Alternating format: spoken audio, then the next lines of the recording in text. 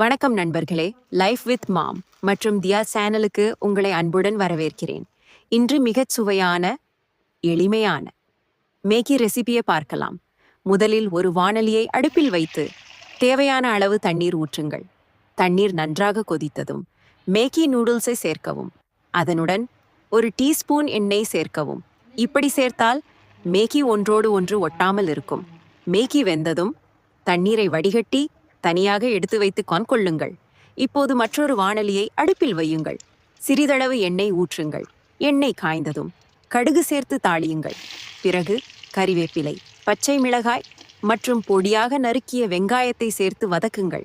வெங்காயம் லேசாக வதங்கியதும் தேவையான அளவு உப்பு சேர்க்கவும். இப்போது வடிகட்டி வைத்துள்ள மேகியை சேருங்கள். அதனுடன் மேகி மசாலாவை சேர்க்கவும்.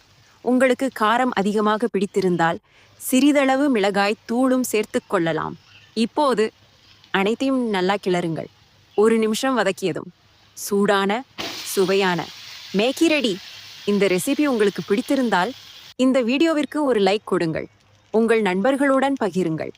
மேலும் இது போன்ற எளிய மற்றும் சுவையான ரெசிபிகளுக்கு லைஃப் வித் மாம் மற்றும் தியா சேனலை சப்ஸ்கிரைப் செய்து பெல் ஐகானையும் அழுத்த மறக்காதீர்கள். பார்த்ததற்கு மிக்க நன்றி. மீண்டும் அடுத்த வீடியோவில்